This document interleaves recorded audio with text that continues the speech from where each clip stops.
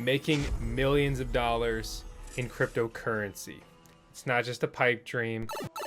It's not just clickbait on YouTube. I'm gonna show you exactly what's going on with this, how you can make money. And to be very clear, I'm putting my money where my mouth is. My name's Drew Vosk, and you're on the VoskCoin YouTube channel.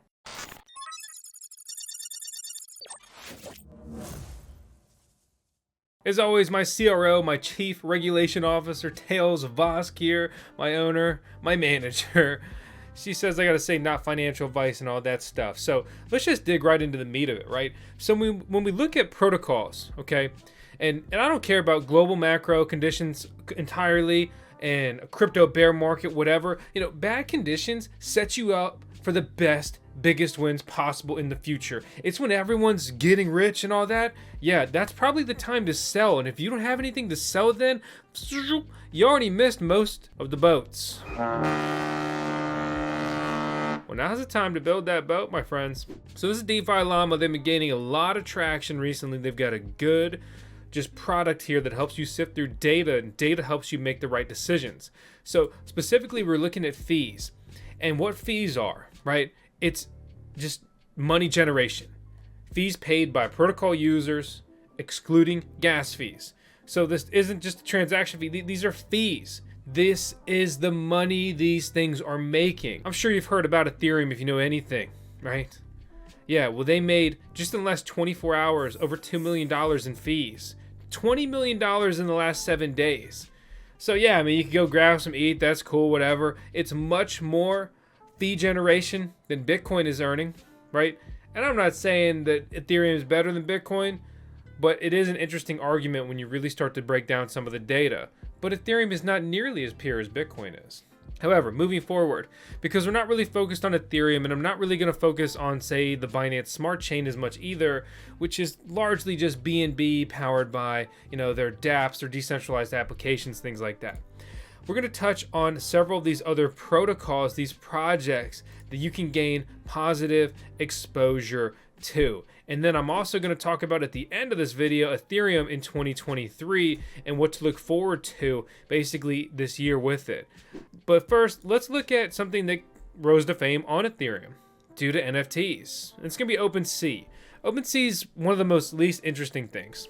They've been making a killing. We've been waiting years for them to drop the OpenSea token and all that, and you start to wonder if it's just ever going to happen. Or at this point, I don't know if they really need to. They make so much money. They're in such a good position. Maybe they don't want to risk the legal side of it, right? It's like if you got something great going, maybe you just chill, and they're literally just raking in cash. It's an NFT marketplace. We've talked about OpenSea before. You probably heard about it, and you either have or you haven't. And if you haven't, you probably don't even care about NFTs. So let's proceed forward. This is another project born out of the Ethereum ecosystem, much like OpenSea. OpenSea has expanded to many other blockchains now, supporting Arbitrum, Avalanche, BNB Chain, Ethereum, of course, Clayton, Optimism, Polygon, and Solana. Lido, however you say it. Nobody cares. What they care about is the fact that just in the last 24 hours, they've made almost $1 million in fees. And you can buy their token or use their protocol and get exposure to these things. What they are liquid staking, right? Liquidity for staked assets. But there's something, there's a catch to this. Because this is part of why we're going to talk about this later on in the video, is the fact that staked ETH withdrawals are coming for Ethereum. And that really defeats the biggest use case for Lido, right? Because they are giving you exposure to staking Ethereum and also liquidity.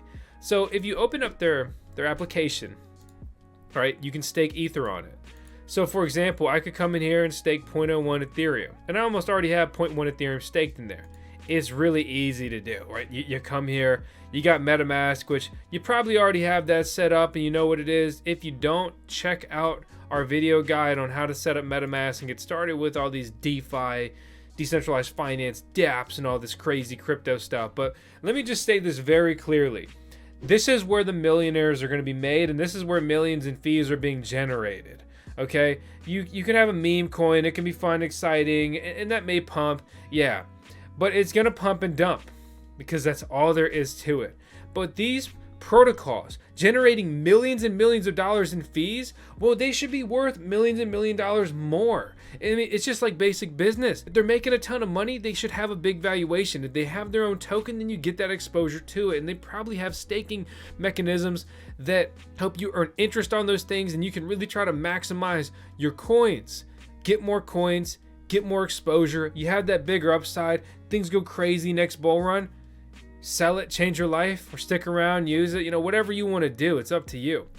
I've got some Steth in here, which is staked ETH on Lido over here, and you can see my rewards. They roll in daily. What's interesting though, right? Instead of staking like I did, you can get a almost 1% discount just by buying this on the 1inch platform here. This is traded as at a heavy discount previously, so make sure you pay attention to that and keep that in mind.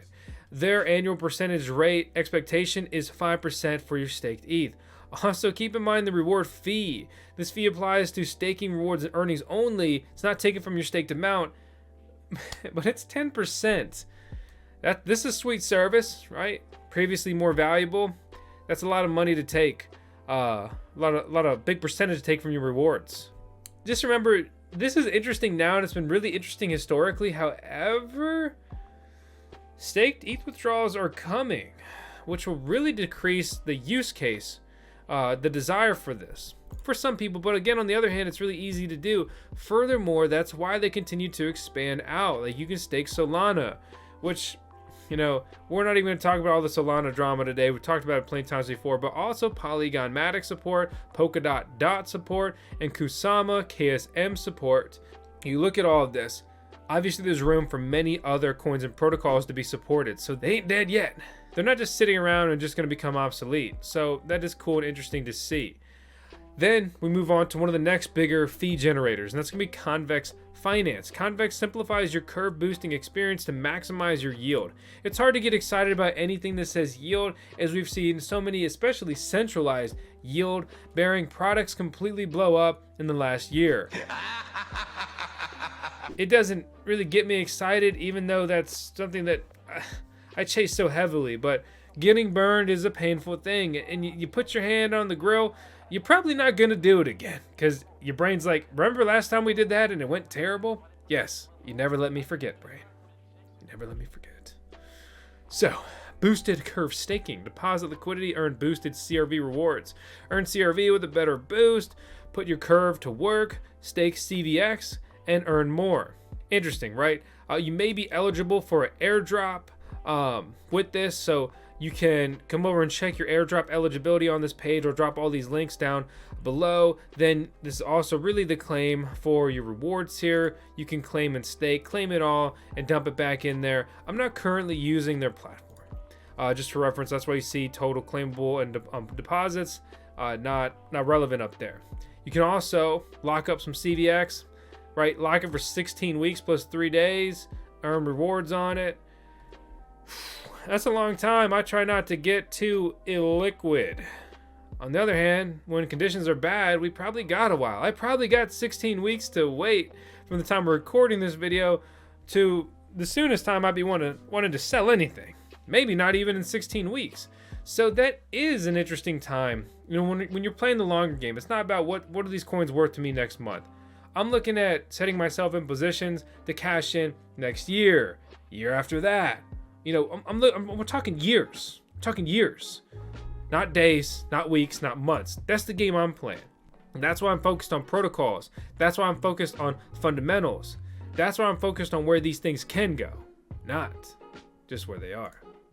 Convex Finance is already ranked 125 out of all cryptocurrencies by market cap, trading at $3.43 a coin, down 94% from their all-time high, a significant drop, up only from 80% from their all-time low over a year ago, which is a significant bump. But look at the next coin we're going to talk about, GMX, ranked 94 out of all cryptocurrencies, trading at $42 a coin, up significantly from its all-time low 7 months ago, up 270% and down only 32% from its all-time high. GMX, last 24 hours, $200,000 in fees. Revenue, $60,000. Looking at their earnings monthly, right? A couple months ago, Fees 17 million, revenue $5 million. Just last month, they pulled over $2 million. While tons of cryptocurrency projects are going belly up, whether they're centralized or decentralized, these dudes are pulling millions of dollars month over month over month. I mean, they haven't made less than $2 million a month since December 2021. Just put that into perspective. What is GMX? Well, we've talked about it before. Decentralized perp exchange, perpetual exchange. Reduce your liquidation risks, save on cost, simple swaps. Let's go ahead and launch the app here. So we're in. Let's connect the wallet. I'm using MetaMask, but I'm not on Arbitrum. Click, and I am switching over to Arbitrum. We have an Arbitrum. Take that butt to Arby's beginner guide. So check that out if you need to check that out. So let's come in here, see where we're at. So I use it with a couple addresses. This is my YouTube address where I have fun. I do stuff on here, and everything I do is you can publicly follow it and track it if you want to. On here, I've got a little bit of GMX staked and things like that. I'm up in my GMX coin, but again, it's not too much. You go to the dashboard and you get a quick glance at just all their stats. Total volume is getting impressive. Total fees, a lot. And you see that their breadwinner here is Arbitrum, but significant fees earned on Avalanche as well. When I open up the trading column, you can see I shorted Ethereum when it was trading over $1,500. I'm up 64% on that trade.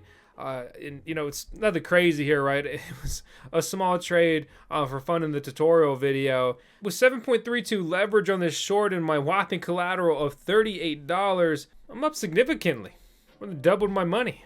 Would be exciting if it was a lot of money, but hey, a win's a win. And Ethereum was previously trading over $100 lower, so I've been backtracking on some of those small gains in this trade. So I could go ahead and close out that trade, but that's not really the point of today's video. My point here is that this is a good protocol. In my experience, I'm not endorsing it, I'm not recommending it. I've never talked to their team, and none of that stuff. Same goes to everything I've talked about in this video here. Decentralized trades are all the rage. No centralized service, no intermediaries. We can examine the code. Hopefully it's good. Hopefully it works. Simple as that. The best place to grab GMX is probably just from the source here in a decentralized manner, but if you want an easy way to get exposure, it's on Binance already, it's on KuCoin, it's on other decentralized exchanges like Uniswap and Trader Joe. We got videos on both of those. Many other crypto exchanges that we've talked about before, but Binance and KuCoin probably the major ones that are in that list other than the decentralized stuff. There's been some cool projects built around the GMX ecosystem, like they got the GMX Blueberry Club. I don't have one.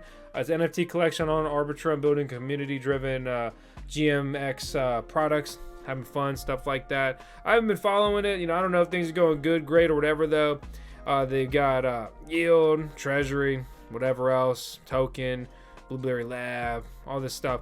A point is that there's fun projects being built out of their ecosystem. That stuff adds value, and it's going to add to the longevity that kind of ecosystem can hold. So I don't want this video to drone on too long. I've already talked about several protocols that are earning millions of dollars per day, if not week, or worst case earning millions per month, especially in revenue and not just fees generated. So I do want to round it out talking about Ethereum in 2023, what they're looking for. We're going to take from this CoinDesk article and kind of just summarize the main points here. So there's proto-dank sharding this fall, perhaps, right? Sharding is a method that splits up the network across several chains. Shards, not to be confused. Don't swap the D for a T, my friends. Otherwise, you're in for a bad time, maybe even a juicy time. And it's not the juicy time you dreamed of. This is the key thing that would make you care at all, probably. Therefore, and I quote, decreasing gas fees and allowing for faster transaction speeds. All I want to hear, cheaper transactions, because EIP 1559 was a lie. Proof of stake was a lie.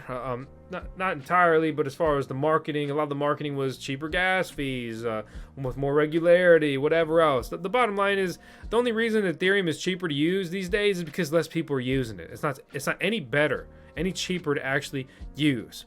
There's a censorship problem, a centralization problem, period. OFAC compliance. We talked about it a bit before.